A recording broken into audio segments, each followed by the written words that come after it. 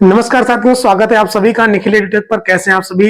I hope कि आप लोग बहुत ही अच्छे होंगे। तो सेशन बहुत ज्यादा इंपॉर्टेंट है, सेशन को लास्ट तक देखिएगा। चैनल पर आए पहली बार विजिट कर रहे हैं तो चैनल को लाइक एंड सब्सक्राइब कीजिएगा और पूरा सेशन देखिएगा। लास्ट में इस सेशन के बारे में आप जो है कमेंट कीजिएगा, जैसा भी आपको सेशन लगेगा।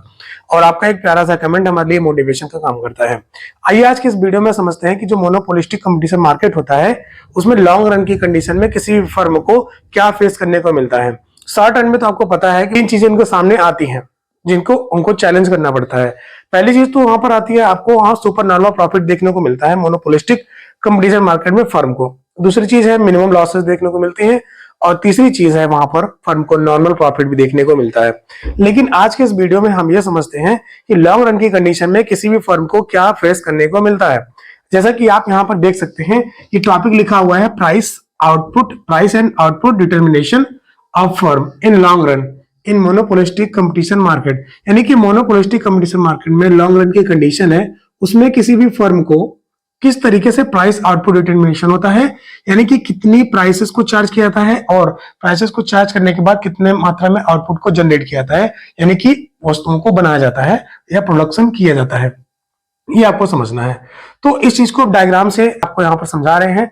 डायग्राम के माध्यम से आप समझेंगे कि किस तरीके से यहाँ पे फर्म को एक नॉर्मल प्रॉफिट देखने को मिलता है। केवल आपका मोनोपोली कंपटीशन मार्केट को छोड़ के कोई भी मार्केट कंपटीशन हो या फिर कंपटीशन मार्केट हो, सभी में लॉन्ग रन में आप फर्म को हमेशा ही नॉर्मल प्रॉफिट देखने को मिलता है। मोनोपोली जो ऐसा केस है जिस केस में जो भी फर्म होता है ना, उस फर्म को केवल और केवल सुपर नॉर्मल प्रॉफिट देखने को मिलता है और सभी जितने भी कंपटीशन मार्केट है में आपको नॉर्मल प्रॉफिट देखने को मिलता है इन लॉन्ग रन कंडीशन। अब यहाँ इस डायग्राम को समझते हैं।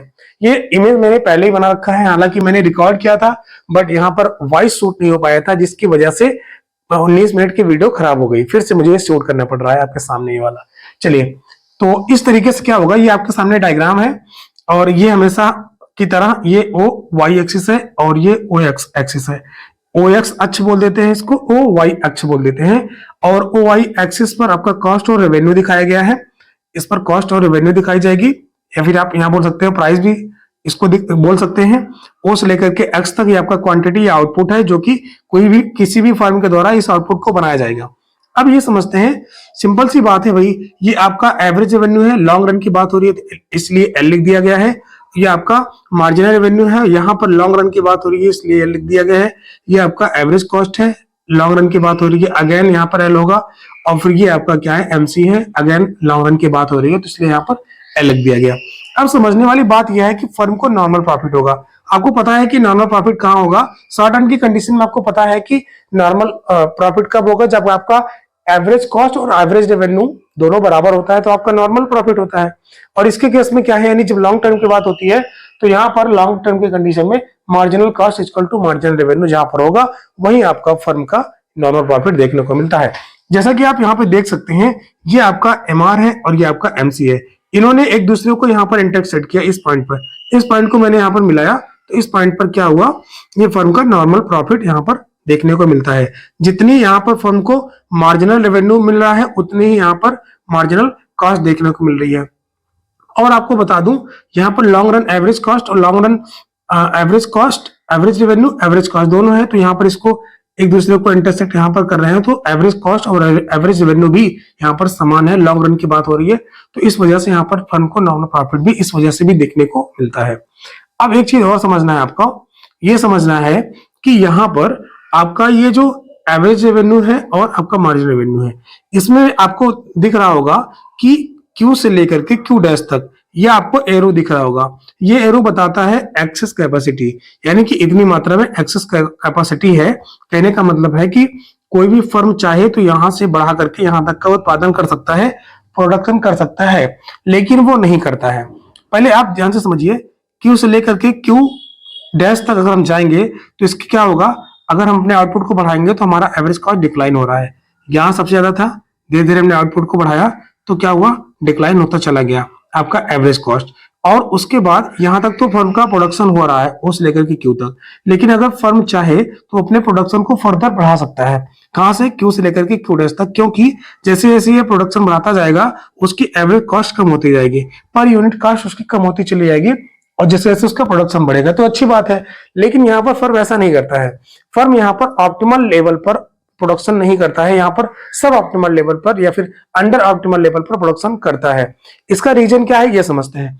इसका रीजन ये है कि अगर फर्म पूरा यानी कि आउटपुट जो आपका यहाँ तक है, जो आपका एवरेज कॉस्ट है मिनिमम, अगर वहां तक करेगा, वहां तक करने का मतलब इसकी कॉस्ट तो कम आ जाएगी, बट यहाँ पर उसको जो एवरेज रेवेन्यू है, यहाँ से देखिए ये लाइन मिलाएंगे, ये लाइन मिलाते हुए गया तो यहाँ से देखिए ये आपका एवरेज रेवेन्यू है। तो कॉस्ट तो इनका डिक्रीज हुआ एवरेज कॉस्ट, लेकिन इसका रेवेन्यू क्या होगा, रेवेन्यू यहाँ पर डिक्लाइन हो गया। पहले जब इतना आउटपुट को प्रोड्यूस कर रहा था, इतना यहाँ पर चार्ज कर रहा था प्राइस को, ओस लेकर के यहाँ तक पी तक इतना चार्ज कर रहा था, इतने आउटपुट बना के। लेकिन जैसे ही ओस लेकर के क्यूडेस तक इन्होंने आउटपुट को बनाया, तो उस केस में क्या होगा, एवरेज कॉस्ट तो डिक्लाइन करेगी, बट इनका जो प्राइस है यहाँ तक आ गया, प्राइस घट गई। तो आपने देखा कि कॉस्ट तो जो है यहाँ पर लागत कम आ रही है फर्म की आउटपुट बढ़ाने पर, लेकिन इसका जो रेवेन्यू है वो कम आ रहा है। आपको पता है कि लागत कम आए, लागत कम होने की वजह से रेवेन्यू भी कम हो, ये अच्छी बात नहीं होती है। हाँ, लेकिन अगर आपकी कॉस्ट कम है, लागत ज्यादा, सॉरी रेवेन्यू आपको ज्यादा मिल रहा है तो अच्छी बात है। लेकिन यहाँ पर एवरेज कॉस्ट कम आ रही है, लेकिन आपके प्राइसेस भी तो कम हो रहा है, एवरेज रेवेन्यू भी तो कम हो रहा है। इसलिए यहाँ पर कोई भी फर्म नहीं चाहेगा कि वो क्या कहते हैं कि ज्यादा मात्रा में प्रोडक्शन करे, इसलिए वो अंडर प्रोडक्शन करते हैं। अंडर प्रोडक्शन करने के बाद वो मैक्सिमम प्राइस यहाँ पर चार्ज कर सकते हैं, यानी एवरेज रेवेन्यू इनका ज्यादा होगा। इस तरीके से ये जो मात्रा है क्यूस लेकर के क्यूडेस तक, इसको हम एक्सेस कैपेसिटी बोल देते हैं, यानी इनकी कैपेसिटी होती है इतनी करने की, बट ये करते नहीं है, ये एक्सेस हो जाती है, इसलिए यानी कि अतिरिक्त यहाँ पर ये इनकी क्षमता दिखाते हैं। अब ऐसा क्यों होता है कि लॉन्ग रन की कंडीशन में फर्म को यहाँ पर नॉर्मल प्रॉफिट ही देखने को मिलता है? इसका पीछे लॉजिक क्या है, ध्यान से समझिए। यहाँ पर मैंने एक ऐसे लाइन बनाई हुई है, ये आपका क्या है, एक प्रकार से मार्केट है। इस मार्केट में शुरू में ए बी सी डी, यहाँ पर 3-4 यानी यहाँ पर फर्म है, शॉपकीपर है, दुकानदार बोल सकते हैं। तो इस केस में क्या होता है, अभी 4 दुकानदार हैं, तो जितने भी कंज्यूमर आएंगे, जितने भी कस्टमर आएंगे, 4 लोगों में जो खरीदारी होगी 4 लोगों में खरीदेंगे, इनका प्रॉफिट मार्जिन भी ज्यादा होगा, यानी ज्यादा पैसा कमाएंगे। लेकिन जैसे जैसे इनके पास पैसे ज्यादा मात्रा में आते चले जाएंगे, तो इनके पास वाले लोग देखेंगे कि ये तो बंदा बहुत ज्यादा पैसा कमा रहा है, भाई क्या कर रहा है ऐसा। तब वो देखेंगे इस मार्केट में केवल 4 ही बंदे हैं जो उस पूरे कस्टमर को डील करते हैं, मैंने पूरे कस्टमर को अपनी सप्लाई प्रोवाइड करते हैं, जिसकी वजह से इनके प्रॉफिट ज्यादा मिल रहा है। तो लोग भी सोचेंगे यार मुझे भी तो चलना चाहिए, इस मार्केट में अपनी दुकान लगानी चाहिए ताकि मुझे भी प्रॉफिट हो। इस तरीके से क्या होगा, धीरे धीरे लोगों को पता चलना जब शुरू हो जाएगा कि ये बंदे ज्यादा प्रॉफिट कमा रहे हैं, तो इन लोगों को भी अट्रैक्शन होगा इनके प्रति, इस मार्केट के प्रति। तो इस मार्केट में एंट्री हो जाएगी, क्योंकि आपको पता ही है कि इसके फीचर्स में ही है, यहाँ पर मार्केट जो है, मार्केट में कोई भी फर्म एंट्री और एग्जिट कर सकता है, ठीक है। तो इस तरीके से क्या होगा, बहुत सारे शॉपकीपर्स आ जाएंगे, बहुत सारे फर्म्स आ जाएंगे। जब बहुत सारे फर्म्स आ जाएंगी, जहां पर पहले 4 लोगों को ज्यादा मात्रा में प्रॉफिट होता था, अब यही इन्हीं की तो प्रॉफिट जो है डिस्ट्रीब्यूट हो जाएगी, जितने भी लोग और इस मार्केट में एंट्री करेंगे। तो इससे क्या होगा, धीरे धीरे लोगों की जो प्रॉफिट होती है वो एक नॉर्मल प्रॉफिट देखने को मिलती है। इनका जो प्रॉफिट होता था, इनकी प्रॉफिट्स करके इनके भी प्रॉफिट्स कट करके इनका जो प्रॉफिट होता था, नहीं जो बाद में आएंगी शॉपकीपर, ये प्रॉफिट कर करके उनके पास चला जाएगा।